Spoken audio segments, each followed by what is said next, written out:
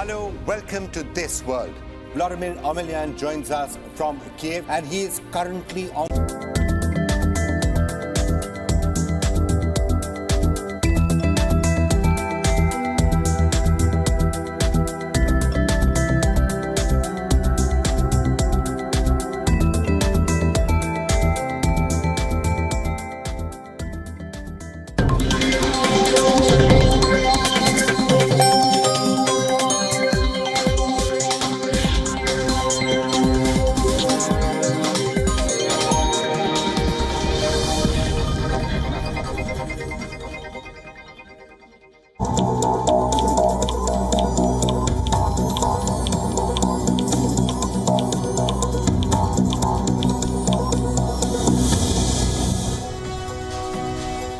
Hello and a very warm welcome. You're watching Gravitas with me, Molly Gambhir. Here's a quick look at what's lined up for you on the show tonight.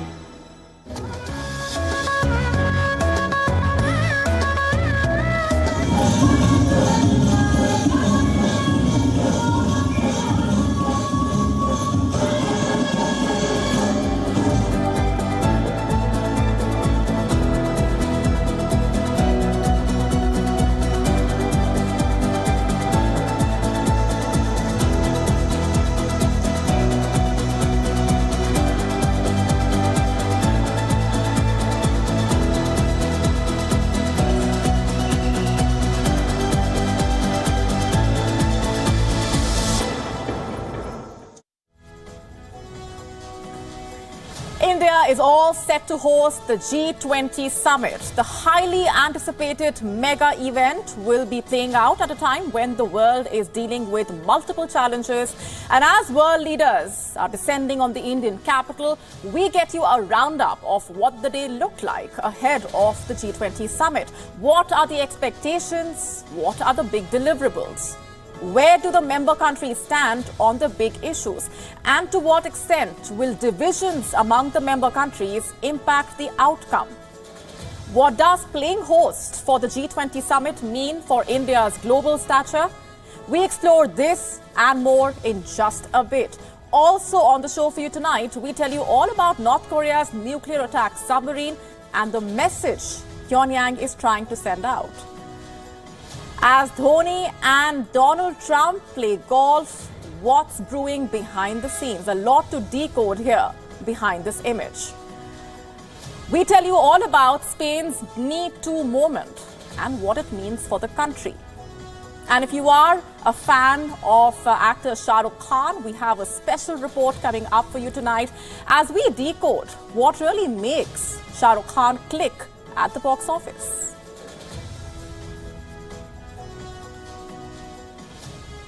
India has rolled out the red carpet and the world's leaders are descending on the Indian capital. On Saturday morning, the world's top leaders will be attending the highly anticipated G20 Summit in New Delhi as they seek to tackle global challenges of our time and perhaps also chart a course towards resolution of these challenges.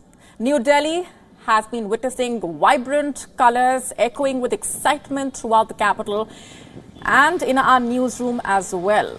And while India hosted multilateral events and summits in the past, none of them rivaling the scale and importance of the G20 Summit. But it's not all diplomacy and meetings. The delegates are also getting a taste of Indian hospitality.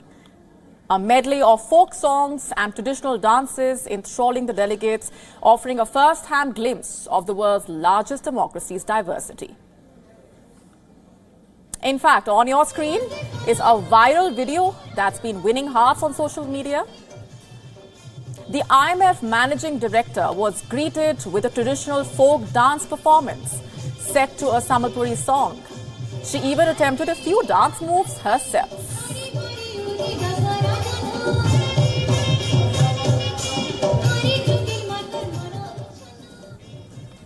And it's not just Georgieva. British Prime Minister Rishi Sunak also received a warm welcome in New Delhi with a Bihu performance, becoming the first British Prime Minister of Indian heritage to visit India.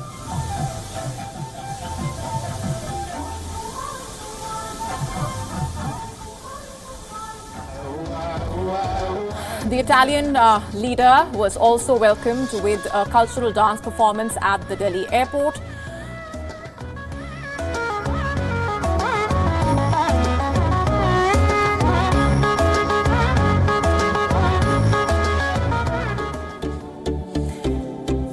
The G20 delegates were greeted with colourful local dance performances showcasing India's rich cultural history. World leaders from the influential group were warmly welcomed at the airport with these vibrant cultural performances. And just a sample of all the colour that we witnessed playing out today, setting the stage for a historic summit. One Earth, one family, one future. With this mantra in mind, India is hosting leaders from the G20 group, addressing issues that concern South Asia, food security, for example, debt distress, as well as climate change. These are the issues that affect you and me, and these are issues that affect ordinary citizens at a very real level. These issues are on the agenda of the G20 Leaders Summit, but there is a slight problem. These issues also risk being derailed and overshadowed.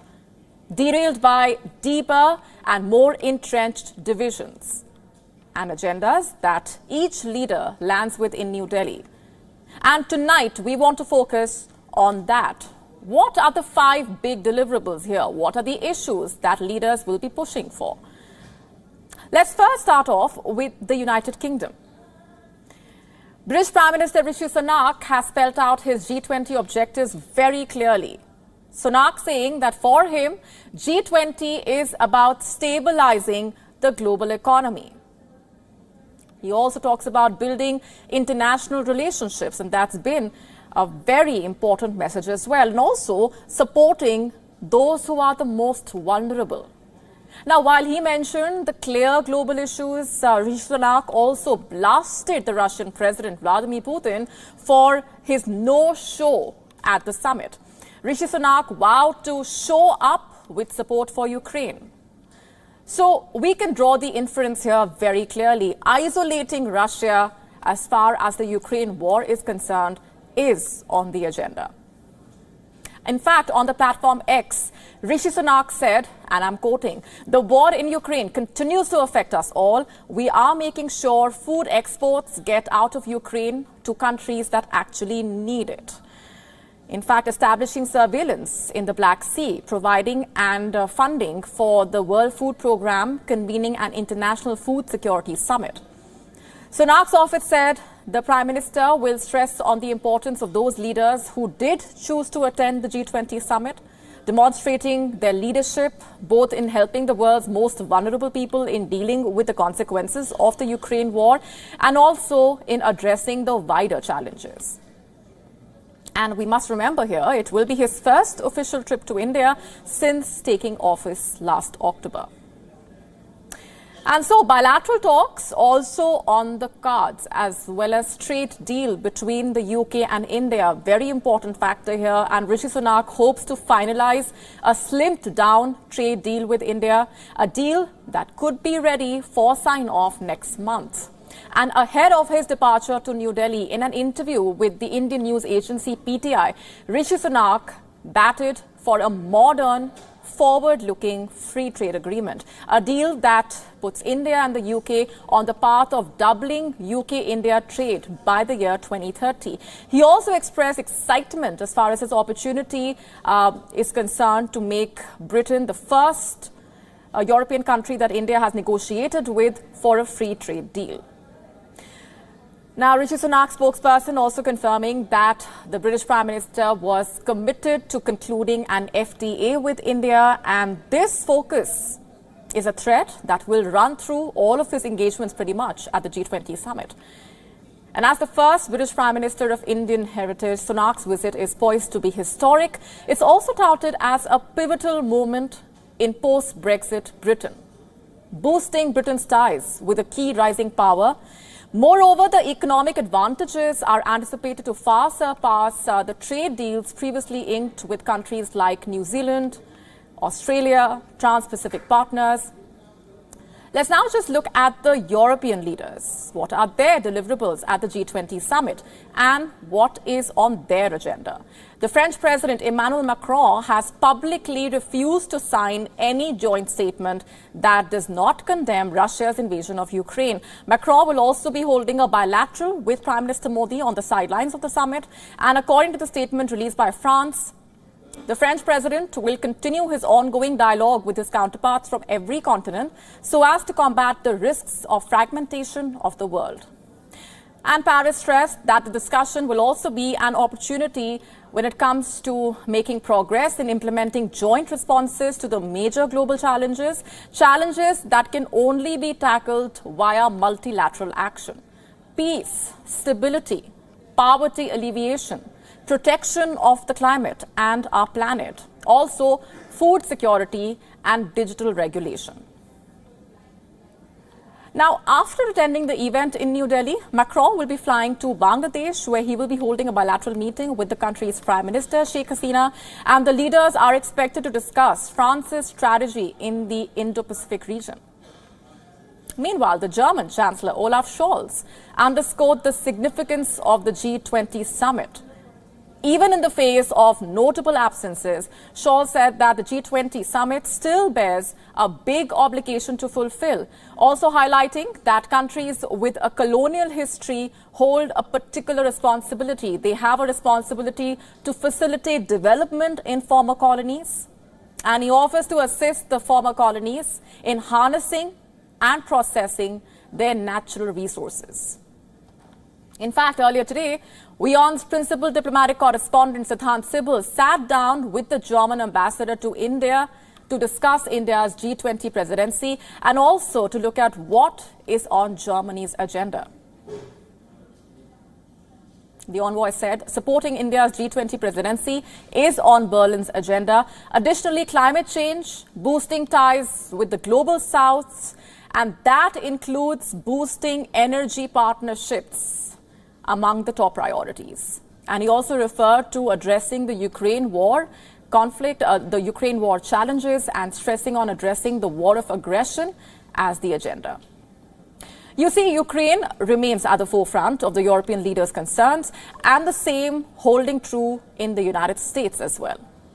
Reports suggesting that America will be closely observing India for any signs that dealing with the Russians will not be business as usual. President Biden himself will be attending the summit, and his visit to India for the G20 and then Vietnam is strategically designed to solidify U.S. influence in the region and also to counter China's growing global presence. Biden's trip coming as his re-election campaign gains momentum, where he aims to portray himself as a resolute leader on the world stage, distinct from his predecessor, Donald Trump. So here's a look at what is on Joe Biden's G20 agenda. A primary U.S. objective is to secure an agreement on reforming not just the World Bank, but also other multilateral development banks. What is the overarching goal here? It's basically to empower these institutions to make strategic investments in low and middle income countries. Clearly as a strategic move to counterbalance China's influence. That's the messaging here. And on Saturday, Joe Biden will participate in two crucial sessions, one of them focusing on the Partnership for Global Infrastructure and Investment. In recent years, many developing nations have borrowed heavily from China for infrastructure, also other projects, and they are linked to China's Belt and Road Initiative. But the US, you see, has flagged BRI's often forceful and unsustainable lending. Joe Biden has said he hopes to give developing countries another option to obtain funding for infrastructure and also to weaken China's influence. But back to G20 for now. Biden will also be holding a bilateral meeting. The two leaders have been discussing a range of significant issues. That meeting has been a key highlight and started a while ago. Here's a breakdown of what's on the table, what has been on the table, reviewing the ongoing bilateral cooperations between the two sides, also focusing on clean energy, defense and technology, also deliberations over a more liberal visa regime. Those on the table as well, possibly. And while that is on Biden's agenda, there are a range of issues that rank high on both India and America's agenda, especially in the light of the current geopolitical scenario. And key areas of discussion between Prime Minister Modi and Joe Biden, also including a GE jet engine deal, procurement of 31 MQ-9B killer Reaper drones, also known as Predator drones, and discussions around advancements in 5G and 6G spectrum, collaboration on emerging technologies and developments in civil nuclear cooperation. The U.S. Treasury Secretary Janet Yellen, who arrived in New Delhi ahead of Joe Biden, also said that Washington is willing to work with India to help craft a communique at the end of the summit. But it would be a challenge. You see, China has complicated matters. With the Chinese President Xi Jinping not coming, the Chinese Premier Li Qiang is attending instead. And according to the Chinese Foreign Ministry, China's expectations from the G20 Summit focusing on strengthening partnership, contributing to world economic recovery and global sustainable development. And finally, Russia. It's Russia's war with Ukraine, after all, which has polarized the grouping. And India's biggest challenge here is to negotiate a compromise document. The Russian foreign minister, who is slated to stand in for the Russian president, has confirmed that Russia will be blocking any final declaration that does not reflect its position as far as Ukraine is concerned. In fact, Russia has said that it is committed to making the Delhi summit a success and ensuring that India's G20 presidency is effective. It will promote the interests of developing countries and also create a constructive atmosphere at the forum in New Delhi. Moscow has also welcomed the move to accept the African Union as a permanent G20 member. Lavrov will speak at the two leaders' sessions. Discussions will be around sustainable development, also promoting steady economic growth and promoting democracy. Finally, what does India want the summit to focus on? As the 2023 president, India is focused on sustainable development, also debt forgiveness for developing countries, striving for just and equitable growth for all in the world. And along with the G20 meetings, Prime Minister Modi also, of course, has a packed schedule, holding 15 bilateral meetings with world leaders. So there you have it, the G20 Leaders Summit representing the opportunities that India has. There are also challenges and risks involved. India will need to navigate its existing partnerships for any consensus to emerge. Let's go straight across now to my colleague Bhairavi Singh, who is joining us on the broadcast and has been tracking those developments very closely, giving us a better sense of what the day looked like ahead of the G20 summit today. Bhairavi, what can you tell us about the discussions between the Indian Prime Minister and the US President? Of course, the focus here being to carry forward the momentum that the two sides already gained with the result of the Indian Prime Minister's state visit to the US back in June. Well, absolutely, Molly. At the moment, we don't know whether the bilateral is over or not, but I do know from sources that it's gone on for more than an hour. And Prime Minister Modi has also tweeted saying that happy to have welcomed POTUS, Joe Biden, to Lok Kalyan Marg. Our meeting was very productive, he says. We were able to discuss numerous topics which will further economic and people-to-people linkages between India and the US. The friendship between our nations will continue to play a proactive role and for the global good. So that's Prime Minister Modi there tweeting after the bilateral, presumably, which went on for an hour. And as you mentioned there, some of the issues that were likely to be discussed, of course, were the sale of small and reactors, the jet engine deal, the acquisition of 31 Reaper drones, which is already in the process. We believe that a letter of acquisition has already been sent to America, and this may be in the pipeline for in the next 5 to 6 months. It will be produced in India by General Atomics as part of the Make in India push by Prime Minister Modi, also a part of this government's agenda. Remember, this is part of the momentum that we gained in June with several defense deals coming up. There's also cooperation in critical technologies that we're looking at climate mitigation, which is a close topic for Prime Minister Modi, sustainable development. And these are issues where Prime Minister Modi and Joe Biden are likely to see eye to eye. There's also the difficult discussion on Ukraine. Now, America has, of course, promised consensus building for Ukraine, and we'll have to see in the official readouts by India and America what that wording will be. Careful calibration on discussions on those issues. The other hot topic between India and America has often been China. Both countries have had divergences on China. Right. With that relationship, of course, and India and America has often seen India as a counter to China in the region. So that discussion comes up very often as well. And America has also lent support to India's push for the global south, as well as the acceptance of the African Union in the G20. All right, we're leaving it there for the moment, Bhairavi, and as we've been highlighting for our viewers throughout the day, a lot of significance here attached to the messaging that India is sending out and also what it means for India's global stature. Thanks very much for joining us with those updates. Now, we have given you a sense of who is attending the G20 summit. Clearly, Chinese President Xi Jinping is giving the summit a miss. He has conveniently skipped G20 and ducking a rather uncomfortable situation. The question is, what is he up to today? Isn't he suffering from acute FOMO, the fear of missing out? On Thursday, in fact, Xi Jinping was in the Dragon King Temple village. What was he doing there? Consoling residents who were impacted by Typhoon Doksuri. Typhoon Doksuri, by the way, hit China in July. The fields flooded in July. The houses were damaged in July. What month are we in now again? September. Xi Jinping took 2 whole months to console the flood victims. The question is, what was he waiting for?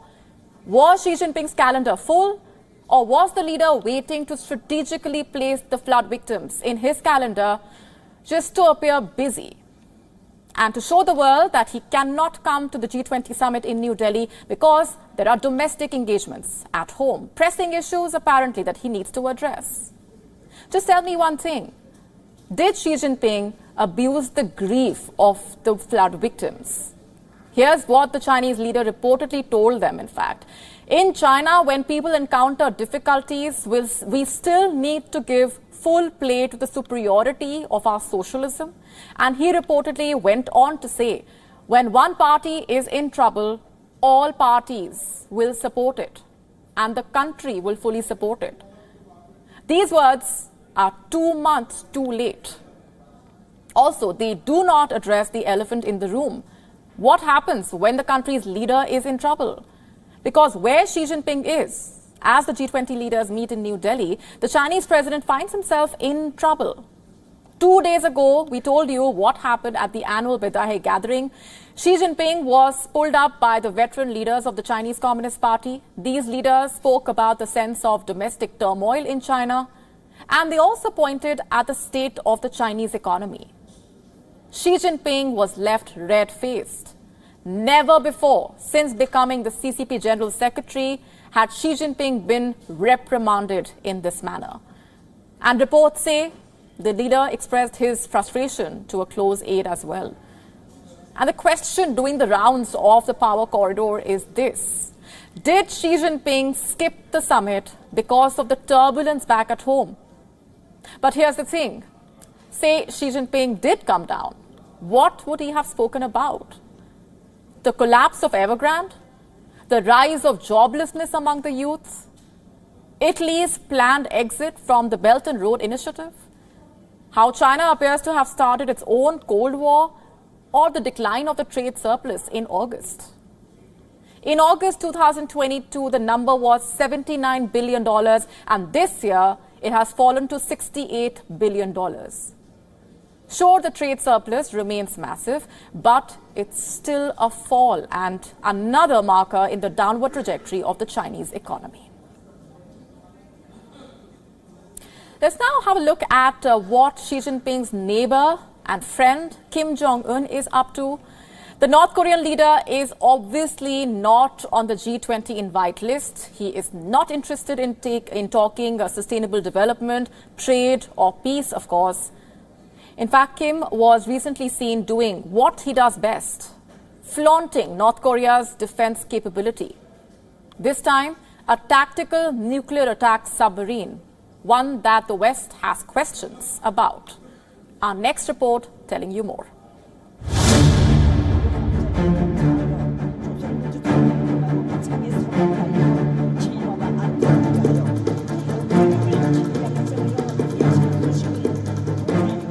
This is Hero Kim Kun-ok, North Korea's first tactical nuclear attack submarine.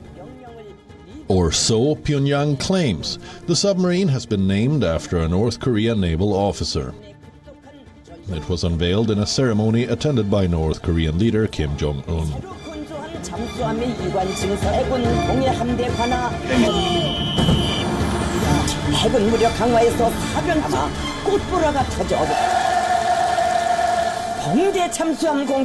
State media released photographs of Kim standing in a shipyard. He was surrounded by naval officers, and there was this giant sub. What do we know about it? Its name, and that hero Kim Kun could be part of the fleet that's patrolling the waters between the Korean peninsula and Japan. Apart from that, nothing much is known about this submarine. South Korea's military claims it appears that the sub isn't ready for operation. Western analysts claim that North Korea's nuclear submarine is not even new. They say North Korea repurposed an old Soviet-era submarine, or what we know as a Romeo-class submarine. If Western analysts are to be believed, Hero Kim Kun-ok is an obsolete sub that has been modified to carry nuclear weapons. These analysts point at the submarine's propellers. They claim the propellers have been blurred to hide the vehicle's age. Analysts also point at the fact that old submarines are noisy, slow, and have limited range. The size of the new submarine unveiled today is roughly the same as the previous Romeo-class submarine. The weight seems to have increased as they remodeled the launch duct to load the vertical launch tube. The new submarine is estimated to be around 2,500 tons, while the Romeo-class submarine was about 1,800 tons. In short, the West is questioning the capability of this submarine. What about the South? South Korea says Pyongyang is exaggerating the sub's capability. Japan, on the other hand, says the sub poses threat to Tokyo's security. North Korea has not responded to these allegations. Although, at the unveiling ceremony, Kim did speak about plans of turning existing submarines into nuclear vessels.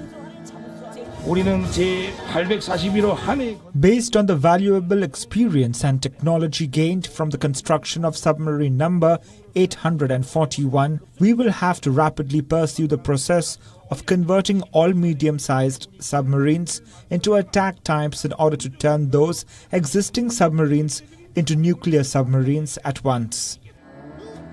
Kim is also believed to have called this submarine a quote-unquote symbol of aggression against our nation for the past few decades, adding it symbolizes our threatening power that strikes fear into our unscrupulous enemies. Let's not miss the timing of this unveiling. 2023 marks 75 years of North Korea's founding. Also, the unveiling comes around the time of reports of a possible meeting between Kim Jong-un and Russian President Vladimir Putin.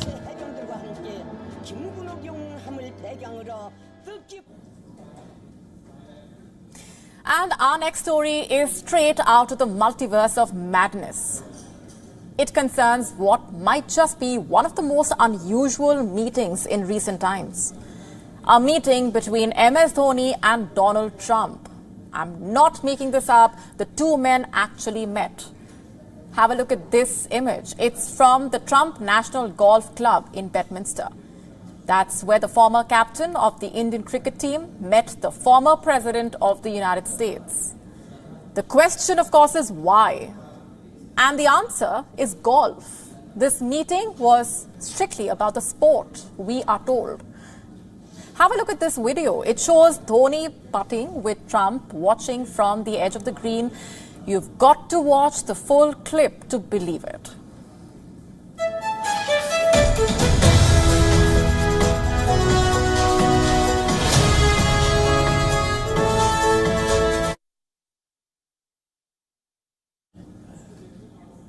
So how did the two end up meeting?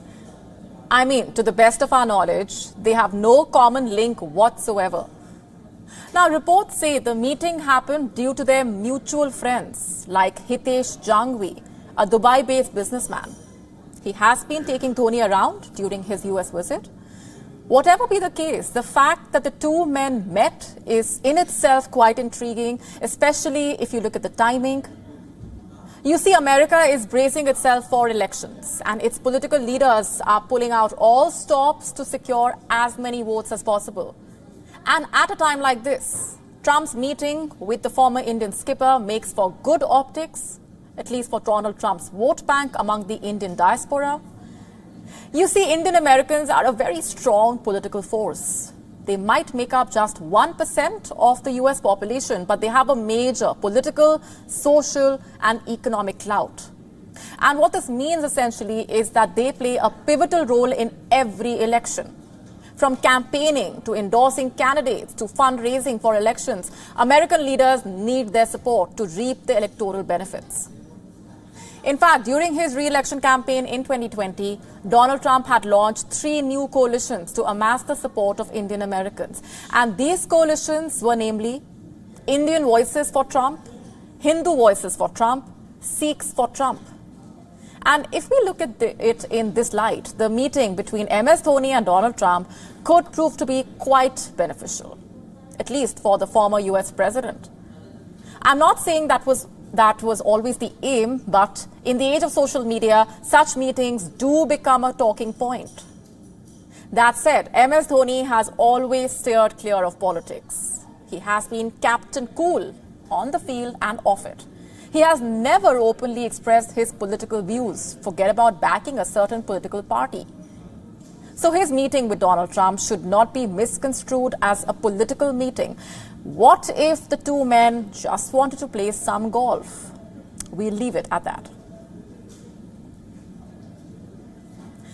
Do you know Pakistan has a university of jihad? A university meant to train radical jihadis? This is the place I'm talking about, the Darul Uloom Haqqaniya. It's a sprawling Islamic seminary located barely 35 miles from Peshawar in the quaint town of Akora Khatak. And this university is essentially a terror factory. It openly teaches Muslims about jihad and churns out dreaded terrorists. Many of them are now in the Taliban. They were sent to Afghanistan to wage the holy war, also to keep Afghanistan under Islamabad's control. Now, why am I telling you all of this? Because the very students Pakistan nurtured, the very radicals it trained to promote terror, have now turned against the Pakistani state. It's a classic case of chickens coming home to roost, or should I say, to have a blast. No pun intended there. Have a look at this tweet. It's by Bilal Sarwari. He is a prominent Afghan journalist. He says there are around 50 to 60 Afghan Taliban fighters who have joined the TTP, and recently the Tehreek-e-Taliban Pakistan, an offshoot of the Afghan Taliban, which strives to enforce the Sharia in Pakistan. Guess what? It's now getting the help of Taliban fighters to do so. And the timing of this revelation is quite interesting. It comes amid a spike in terror attacks in Pakistan and fierce clashes at the Pakistan-Afghan border. On the 6th of September, just 2 days back, there was an attack in Chitral.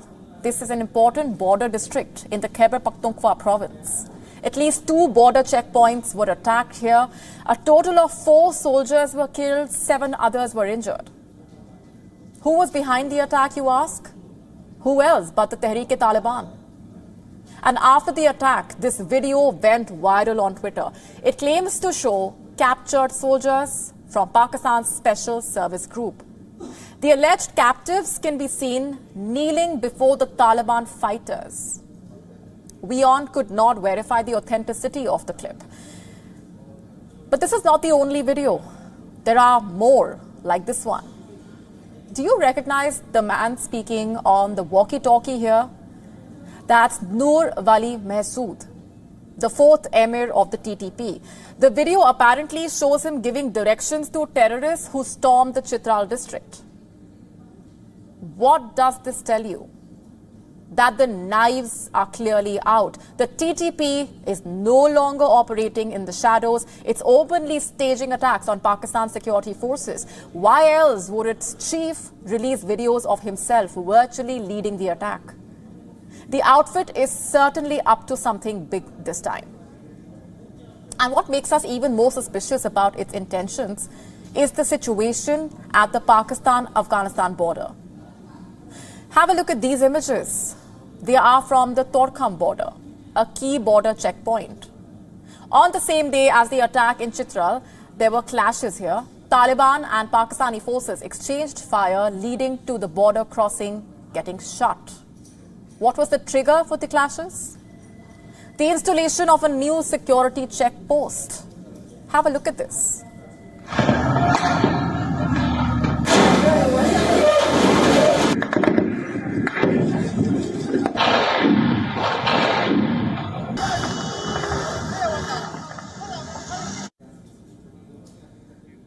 This happened 2 days back, and 2 days on, the situation remains tense. The border remains shut. There is no movement, not of people, not of goods. And this has resulted in heavy traffic jams along the border. Thousands of trucks are stuck on both sides of the border. Most of them are carrying perishable goods. The truckers say if they are not allowed to cross on time, they will lose a lot of money. There was firing from that side and from this side, and all the trucks stopped. We hid under the vehicles. People were running here and there in the chaos. The gunfire stopped after 1 or 1.5 hours. Now the problem is that we don't have any money to survive here. That first shop in the market is mine. I sell clothes. My home is in Afghanistan. Yesterday we were working in the shop when at around 11 a.m. the firing started. We hurriedly put everything inside the shop, locked up and fled. So at the end of the day, this is what we have. Taliban fighters joining the Pakistan Taliban, TTP terrorists attacking Pakistani troops, and the Taliban keeping border checkpoints tense. 2 years back, who would have thought that things would take such a turn? When the Taliban stormed Kabul, Islamabad was celebrating its comeback as a means to reignite its precarious conquest. But the domestic costs of this obsession are clearly proving to be disastrous for Pakistan. Would you like being welcomed with a cake? Not on a plate, but on your face. That would be pretty rude, isn't it? The Ryanair chief executive, Michael O'Leary, was welcomed exactly like that in Brussels. He received 2 cream cakes to his face. They were landed by 2 female climate activists. This time it was cake. Before this, it has been soup, mashed potatoes, paint and whatnot. Not just on a CEO's face, but on priceless Van Gogh paintings as well. How far can you go in the name of activism? Our next report getting you the complete story. This is Michael O'Leary. He is the CEO of Irish carrier Ryanair. Yesterday, he was in Brussels to deliver a passenger petition. He was taking flyers out of a box when two climate activists came and smashed 2 cream cakes on his face. Listen to what they said. Welcome in Belgium! Stop the pollution of the place! Well done. Ryanair CEO said that he loved cream cakes. He then went on to brief the media about the petition he was there to discuss. Why did the activist attack him? To protest the impact of air travel on climate change. Then there was this incident in New York. Climate activists interrupted the US Open semi-final between Coco Gauff and Karolina Muchova. 3 protesters stood wearing T-shirts that said, "End fossil fuels." One of the protesters glued their feet to the floor of the stands at Arthur Ashe Stadium. Security flooded into the section around the demonstrators. More than a dozen law enforcement officers arrived on the scene. The protesters were removed by New York Police Department officers. One was handcuffed by police but was affixed to the floor. Medics attempted to extricate the protesters safely. The match was halted for 45 long minutes. How far can you go in the name of climate activism? Lately, there has been a trend of activists gluing themselves somewhere or defacing and vandalizing art. Earlier in July, protesters in Germany glued their hands to airport runways using concrete and epoxy resin.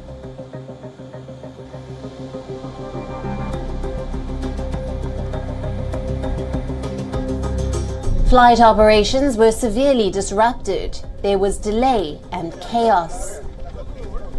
Last year, multiple pieces of art fell prey to this activism. Van Gogh's sunflowers were spattered with canned tomato soup. Then a painting in Monet's Grain Stack series was smeared with mashed potatoes. At a museum in The Hague, a man glued his head to Vermeer's Girl with a Pearl Earring. Another man poured a thick red liquid over him with his hand glued to the wall. While none of the paintings were damaged as they were protected by glass, it was vandalism nonetheless. Why do activists resort to these desperate measures? To gather attention? Activists say they do it to raise awareness about the climate emergency. But is this really justified? Where do we draw the line? How far can you really go in the name of activism? Bureau Report, WION, World is One.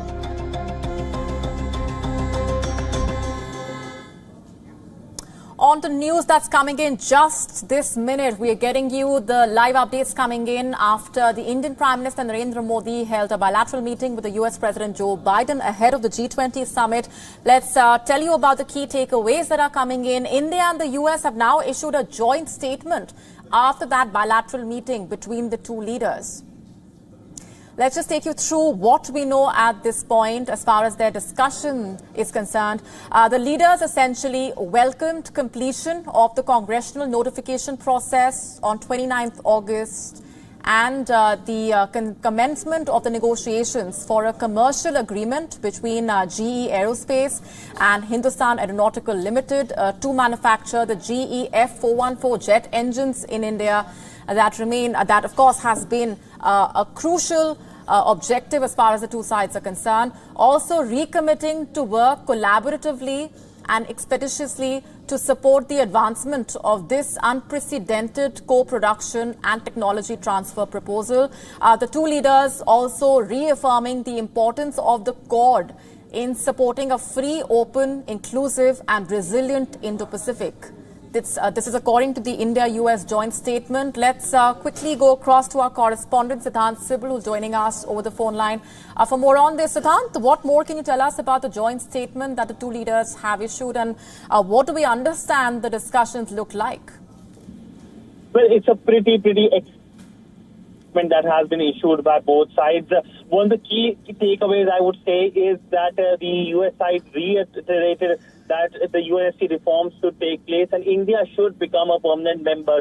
But the significant aspect is, for the first time, the United States has said that it extends support to India's candidature for the United Nations Security Council's non-permanent seat for the year 2028 to 29.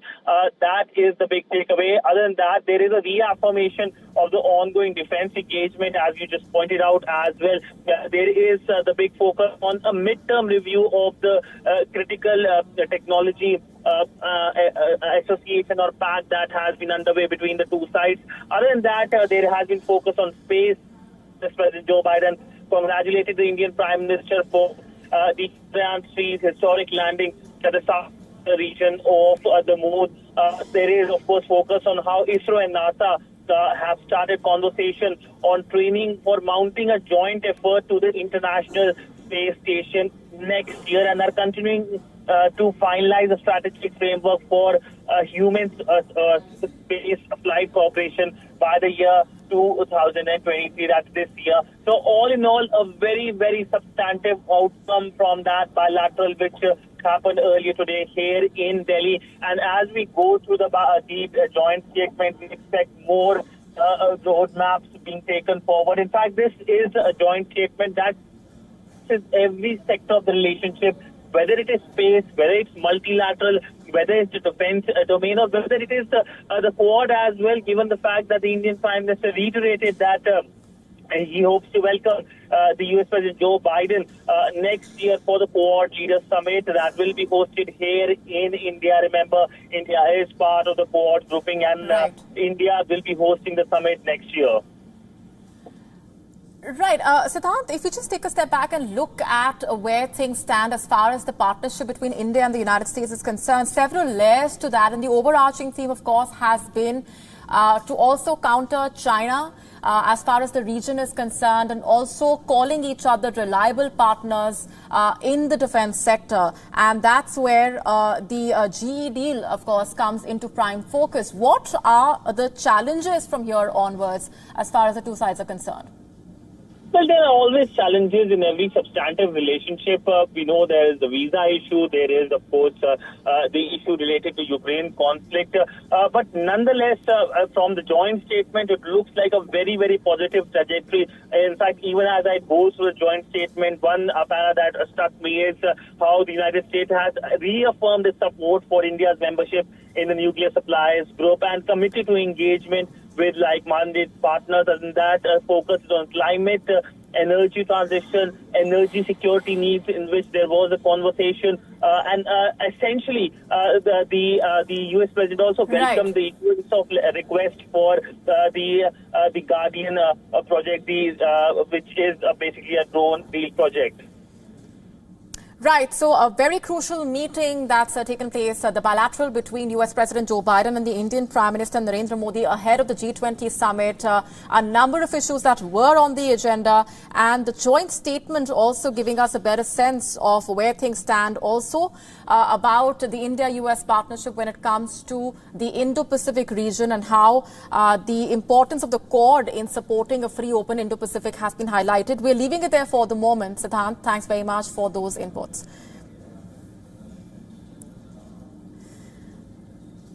And let's now shift our focus and get to that special report we promised with the biggest box office opening for any Hindi film ever. Shah Rukh Khan's latest release, Jawan, is off to a flying start, to say the least. What makes this feat even more incredible is that it is the superstar's second blockbuster of 2023. His last film, Pathaan, was also a roaring success. What makes the 57-year-old actor so popular with his legions of fans around the world? We try to decode the phenomenon that is King Khan in our next report. After the massive success of Pathaan earlier this year, Shah Rukh Khan is now on his way to deliver his second blockbuster of 2023, Jawan. Directed by Atlee, the movie co-stars Nayanthara, Vijay Sethupathi, and Deepika Padukone in an extended cameo. In just 2 days of release, the movie has already scripted history by becoming the highest opening Hindi film of all time. On its first day, WION minted $9 million at the domestic box office and $18 million at the worldwide box office. The movie, in fact, has surpassed the opening day collection of Khan's last release, Pathan. At a time when Indian films were going through a rough phase, Khan's Pathan revived cinemas. The impact was such that several single-screen cinemas reopened to screen the film. But while Khan's success is for everyone to see and celebrate, have you ever wondered what makes the superstar tick? Well, to understand that, let's rewind a bit. Years ago, he was a Delhi boy with a dream to rule the city of Mumbai one day. And rule he did. Khan started his acting journey with theater and television shows. It was in 1992 that he finally made his debut on the big screen, and with Deewana, his magical movie journey took off. His gamble of taking on anti-hero roles at the start of his career in movies like Bazigar and Dar paid off, and he went on to establish himself as the king of romance of Bollywood with blockbusters like Dilwale Dulhania Le Jayenge, Dil To Pagal Hai, Kuch Kuch Hota Hai, Kabhi Khushi Kabhi Gum, Kal Ho Na Ho, and Veer Zara. Such was his on-screen magnetism that men tried to emulate him and women idolized him. Over the years, Khan received both critical acclaim and commercial success, and won several accolades along the way. But the true essence of Shah Rukh Khan's magic goes beyond the big screen. It's both his humble beginnings and inspiring journey that make him relatable to many. For most Indians, it was the joy of watching the boy next door become a star. He was the outsider who managed to reach the dizzying heights of stardom. All his films weren't blockbusters. Some failed at the box office, and others were panned by film critics. But Shah Rukh Khan is an unstoppable force. Despite box office failures and controversies, the actor failed, but never faltered. He took criticism in his stride and continued to reinvent in ways more than one. And there's more to him than just acting. He runs a production house, endorses umpteen brands, and is a Badshah of sports enterprises. Khan's wit and stardom put him in a league of his own. His monologues in films, speeches at award shows, sharp answers in talk shows, honest replies in interviews, and intelligent replies on social media strike just the right chord. Perhaps this is why, even as Khan took a break from films after Zero in 2018, he continued to be in the news. The star, who often talks about secularism, releases his films on festive occasions. Like Jawan on Janmashtami, and for die-hard Shah Rukh Khan fans, the day becomes doubly festive. The box office numbers, too, back the fact that his popularity transcends barriers. Perhaps this is why many foreigners know India as the land of Bollywood and Shah Rukh Khan. On that note, it's a wrap on this edition of Gravitas tonight. We are, as always, leaving you with Gravitas images. This is me, Molly Gambhir, signing off. Thanks very much for watching.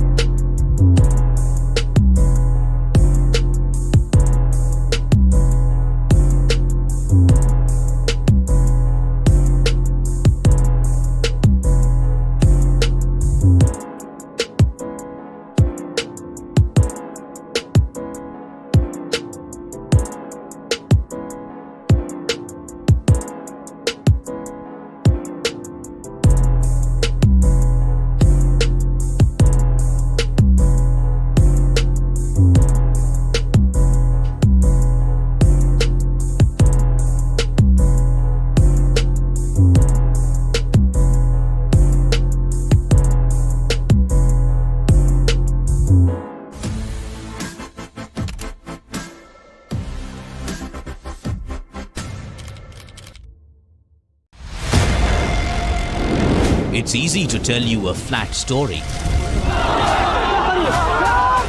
It's easy to show you what's happening around the world.